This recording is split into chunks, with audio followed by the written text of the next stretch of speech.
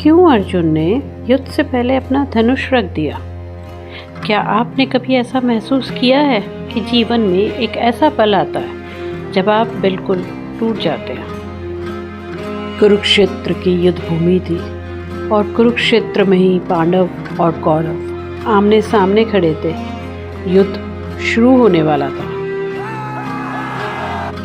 जब अर्जुन ने अपने गुरु, रिश्तेदार और मित्रों को सामने देखा, उसका मन कांप उठा, उसका मन विचलित हो गया और अर्जुन ने कहा, मेरे हाथ कांप रहे हैं, मैं ये युद्ध नहीं लड़ सकता। अगर हम ध्यान से देखें तो अर्जुन की कहानी केवल हजारों साल पुरानी युद्ध की कहानी नहीं है, ये हमारे जीवन की भी कहानी है। आज हर व्यक्ति अपने जीवन में किसी न किसी कुरुक्षेत्र का सामना कर रहा है। कभी ये कुरुक्षेत्र कैरियर का होता है, कभी रिश्तों का और कभी अपने ही मन के अंदर चलती हुई लड़ाई का।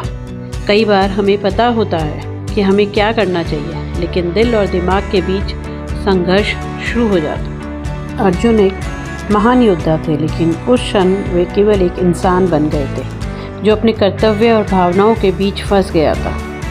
आज भी जब हम जीवन में कठिन फैसलों के सामने खड़े होते हैं तो हमारा मन भी अर्जुन की तरह डर और भ्रम में भर जाता है। लेकिन गीता हमें ये सिखाती है कि यह भ्रम और संघर्ष ही आत्मज्ञान की शुरुआत होती है। कभी कभी जीवन हमें रोककर सोचने के लिए मजबूर करता है ताकि हम अपने भीतर के कृष्ण की आवाज़ सुन सकें।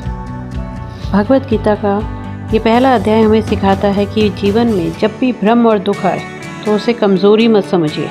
कई बार वही पल हमारे जीवन के सबसे बड़े ज्ञान की शुरुआत बनता है। अगर आप भी आध्यात्मिक ज्ञान और गीता के रहस्य को समझना चाहते हैं तो मेरे इस चैनल को सब्सक्राइब करें और इस आध्यात्मिक यात्रा का एक हिस्सा बनें।